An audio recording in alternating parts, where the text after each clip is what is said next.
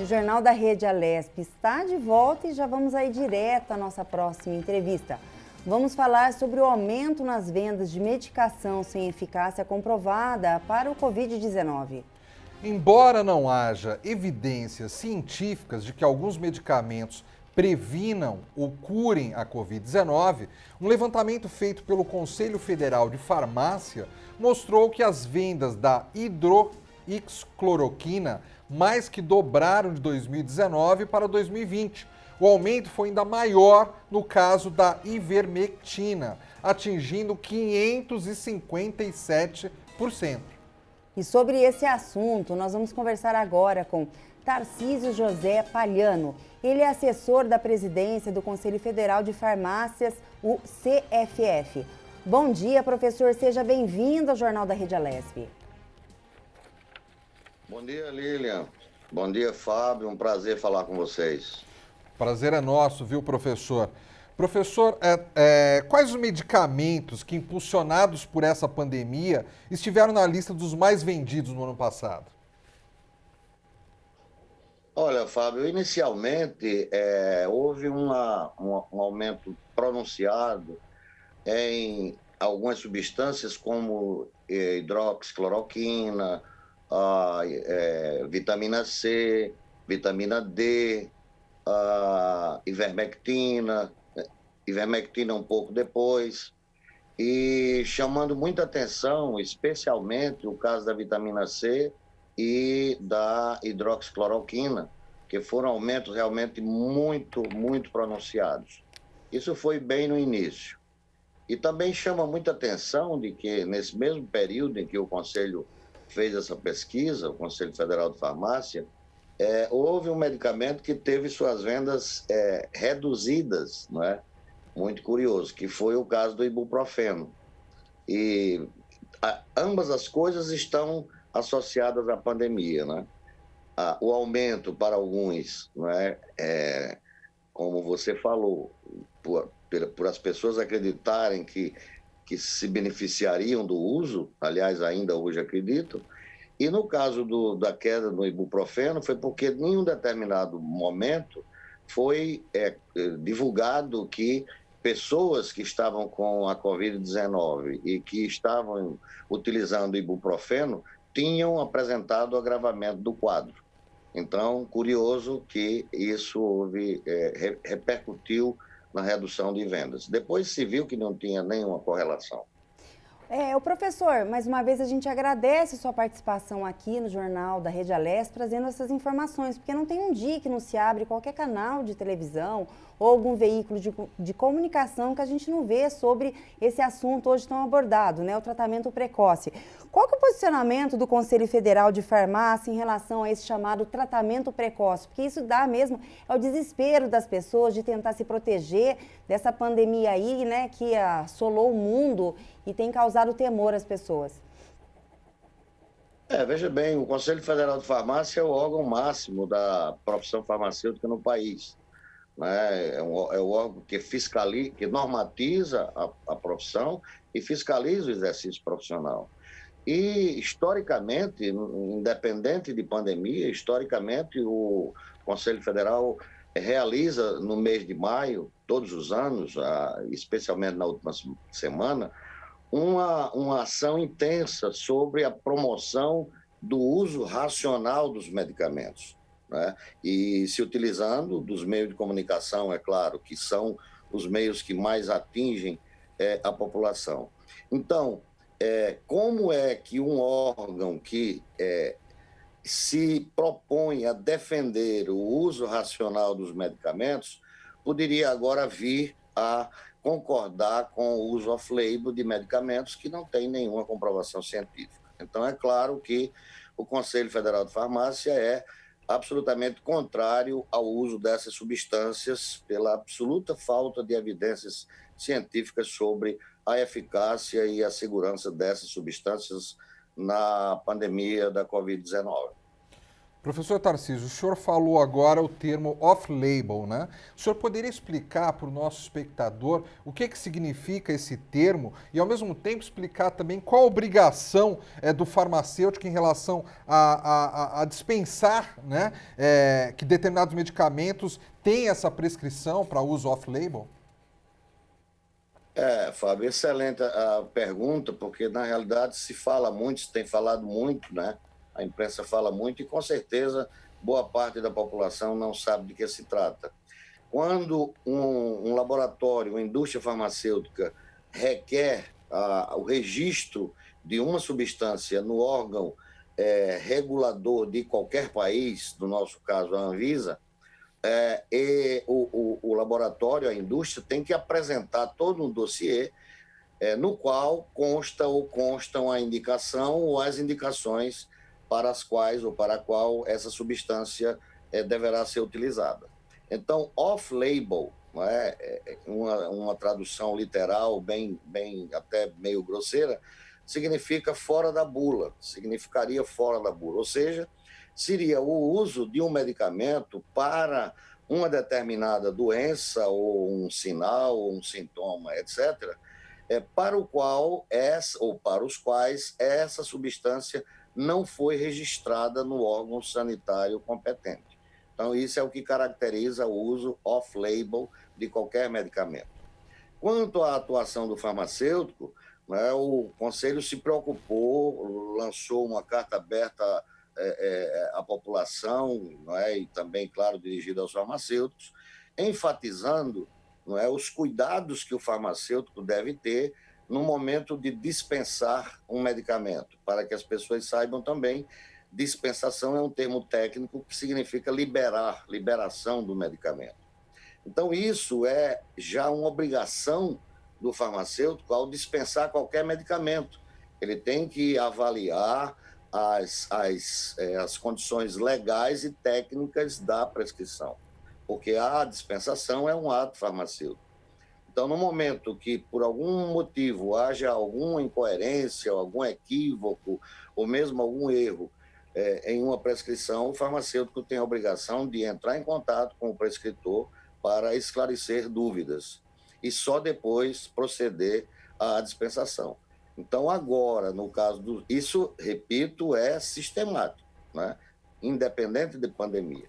É claro que agora esses cuidados se intensificam, porque é muito importante que, primeiro, utilizando a sua pergunta, né, primeiro que as pessoas saibam realmente o que é off-label, né, uso off-label, depois que se fale sobre as reações adversas daquelas substâncias. Não existe nenhum medicamento, nem mesmo os isentos de prescrição, que sejam isentos de reações adversas. Nenhum.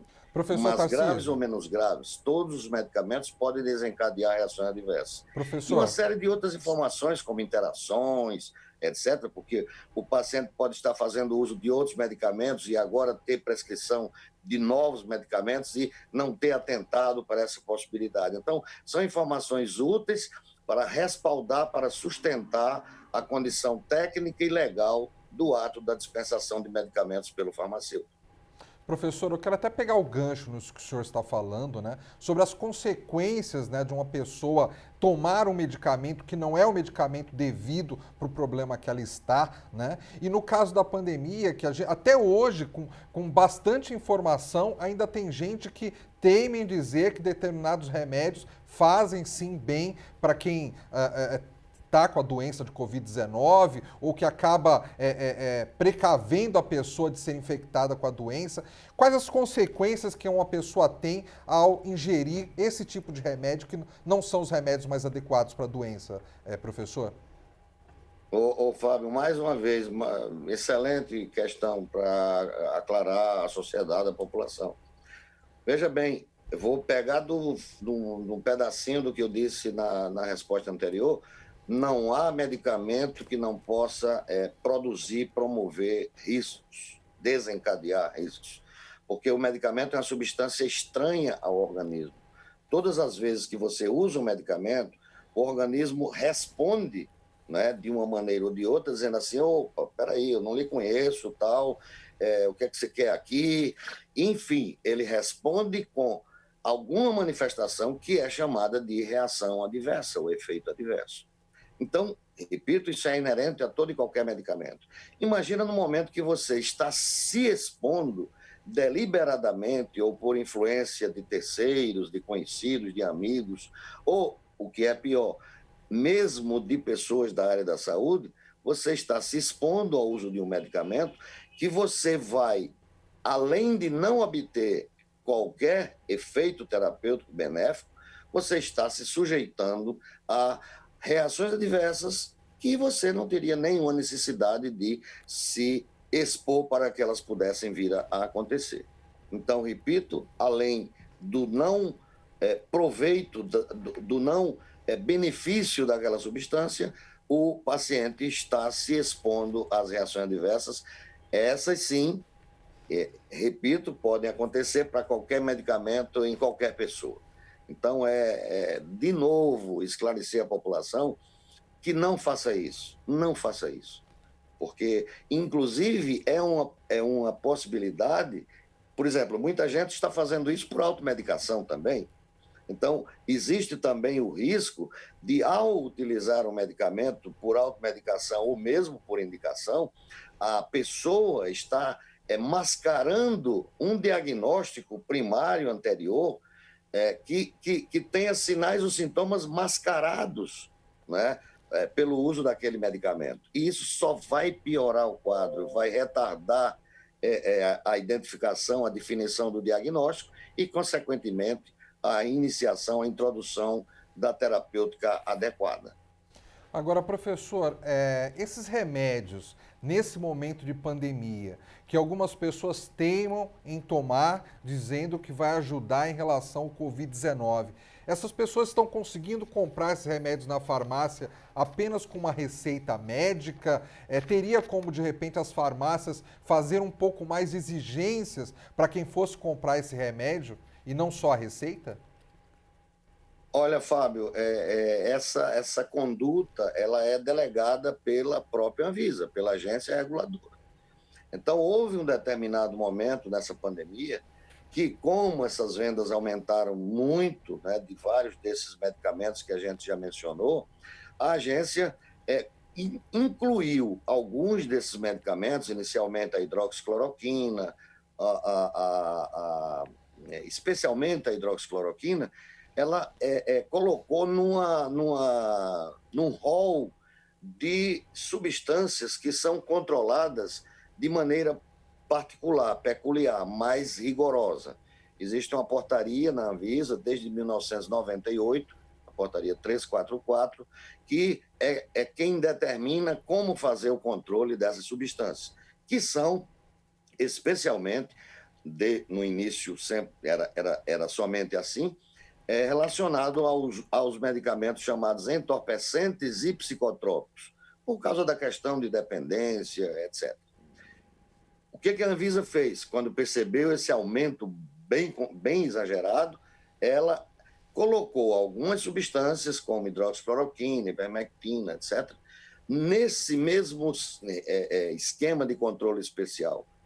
Só que ela fez isso, e isso levou a uma queda, né, nas vendas, porque tinha que ter a receita e, em um determinado momento, tinha que ter a retenção da receita, etc. Isso resultou na diminuição das vendas, na queda das vendas. Mas um pouco depois, uns meses depois, a própria Anvisa mudou a norma, né? Deixou de exigir essa norma, passou a exigir apenas a receita normal. Desculpa. Então, o que aconteceu? As vendas voltaram a aumentar, porque o rigor da legislação fez com que as vendas diminuíssem acentuadamente. E depois o afrouxamento da mesma legislação possibilitou que as vendas voltassem a crescer intensamente. Ou seja, professor, pelo que o senhor está nos explicando aqui, num momento como esse, que ainda vivemos a pandemia e que ainda existem pessoas defendendo a utilização de medicamentos que não tem nenhuma comprovação científica que façam bem para a saúde das pessoas que tomam esse medicamento.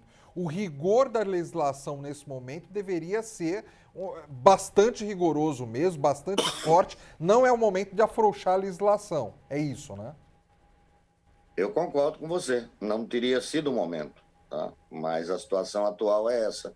E a farmácia, ela tem que seguir as normativas nos aspectos legais e sanitários da agência reguladora e nos outros aspectos técnicos e éticos, etc., as normativas do Conselho Federal de Farmácia. O farmacêutico não pode ultrapassar esses limites.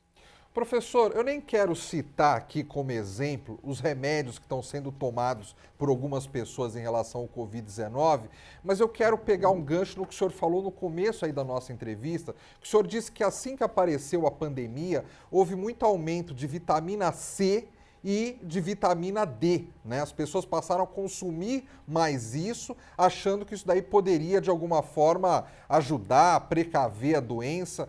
Por exemplo, uma pessoa que toma de forma indiscriminada vitamina C, vitamina D, ela não precisa, mas ela vai lá na farmácia e compra e passa a tomar com uma certa frequência. Que tipo de problema de saúde a pessoa pode ter por causa dessa medicação sem necessidade, professor? Pegando o exemplo da vitamina C, né?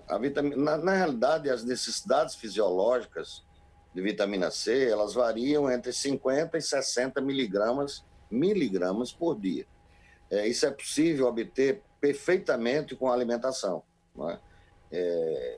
Algumas frutas, a acerola, o caju, muito mais, inclusive, do que a laranja, que se fala tanto, algumas frutas, elas são muito ricas em vitamina C. Então, teoricamente, a não ser que você apresente uma doença chamada escorbuto, em que há deficiência de vitamina C, que você precisa suplementar isso externamente, né, via medicamentos, teoricamente não há necessidade de você fazer uso de vitamina C terapeuticamente falando, via medicamentos. E todo o excesso que geralmente são comprimidos de 500 miligramas, até de 1 grama, etc., todo o excesso ele vai para a eliminação renal, ou seja, falando claramente, ele sai na urina.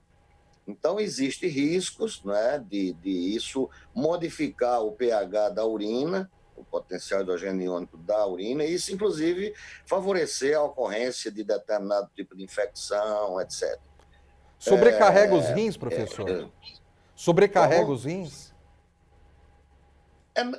Sim, de certa forma, sim. Né? De certa forma, sim.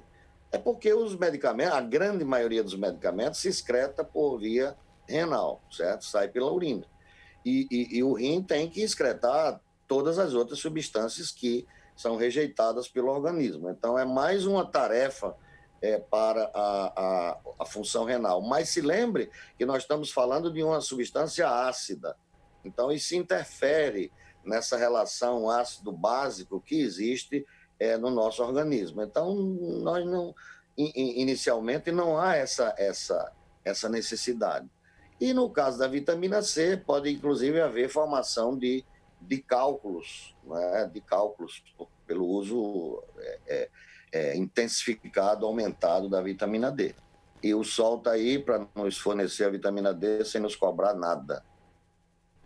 Professor, por tudo isso que o senhor está falando, eu entendo que a legislação permite que a farmácia venda ali fora do balcão, né, sem receita, alguns medicamentos ali. Agora, não é porque a legislação permite que às vezes o consumidor tem que entrar numa farmácia e fazer compra ali como se ele estivesse no supermercado, né? Encher a cesta ali de remédio porque ele acha que tudo aquilo vai fazer bem para ele. Qualquer remédio, né, como o senhor falou no início da entrevista, que é tomado sem a devida receita, sem a devida orientação por parte de um profissional, ele pode trazer algum risco para a população. É isso, né, professor? É isso mesmo, Fábio. Existe uma coisa, o Conselho Federal de Farmácia travou uma verdadeira batalha, né, com o órgão sanitário no momento em que estava para ser decidido se os medicamentos considerados isentos de prescrição médica, eles deveriam ou não deveriam ficar fora do balcão. O Conselho defendia que não, né, que todos os medicamentos ficassem dentro, no interior da farmácia, exatamente para tentar, se não evitar, pelo menos minimizar essa possibilidade de a pessoa entrar, pegar o seu medicamento, como se estivesse comprando uma bala, né, e utilizar. Então, quando o medicamento está dentro do balcão e que a pessoa, o paciente, demonstra interesse em adquirir, o farmacêutico tem a obrigação de questionar esse paciente. Para que você quer isso? Para que você vai usar? O que pode haver de consequência com o uso dessa substância, etc. Mas, infelizmente, a gente não conseguiu. E os medicamentos isentos de prescrição médica, hoje, eles são acessíveis fora do balcão da farmácia. Então, muitas vezes, a pessoa usa medicamento sob prescrição, por exemplo, e vai lá e pega um medicamento isento de prescrição que, por acaso, interaja com um que ele está usando sob prescrição. Ele não sabe disso. E as consequências podem ser muito importantes. Hábitos alimentares, o hábito de utilizar álcool sistematicamente. Tudo isso pode interferir na resposta de um medicamento e no agravamento ou não das chamadas reações adversas. Professor, nosso tempo aqui está quase esgotado, mas eu quero fazer uma última pergunta para o senhor. Muitos setores, né, de comércio, setores de atividade econômica que ficaram abertos aí em grande parte desse tempo aí com pandemia no Brasil. Alguns profissionais acabaram sendo infectados, isso porque tiveram contato com o público, por mais que tomassem cuidados, álcool, máscara, mas às vezes os profissionais acabam sendo infectados também. Em relação aos farmacêuticos no Brasil, houve muitos profissionais que se infectaram, que chegaram a ter a doença de forma grave, houve óbitos. Como é que o senhor pode nos informar? O que o senhor pode nos informar a respeito disso? Houve sim, houve muitos casos de colegas farmacêuticos contraírem a infecção, porque, veja bem, dependendo do posto de trabalho do farmacêutico, ele está bastante exposto. Por exemplo, os colegas farmacêuticos que atuam nos laboratórios de análises clínicas, eles estão fazendo análises ali às 8 horas do seu trabalho ou mais por dia. Então, eles estão em contato com o vírus, né? Então, eles têm risco, eles correm muito risco. Devem trabalhar com todas aquelas proteções que a gente já sabe.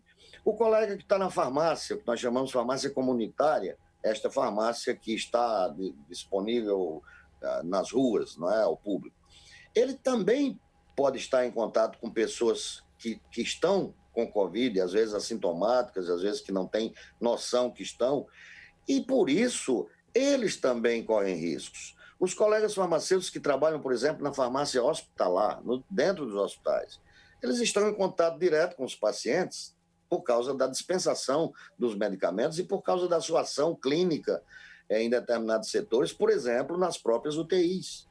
Né? Então, tem havido, sim, casos de colegas que contraíram a Covid-19 e também, infelizmente, ontem mesmo eu vi um caso de colegas que foram a óbito pela Covid. Infelizmente, às vezes não há a devida divulgação disso e a gente não tem conhecimento da real quantidade de colegas que já foram vítimas da Covid. Mas, com certeza, sim, adoecimentos e mortes pela Covid-19 entre farmacêuticos. Professor Tarcísio José Palhano, assessor da presidência do Conselho Federal de Farmácia. Muito obrigado pela sua presença aqui no Jornal da Rede Alesp.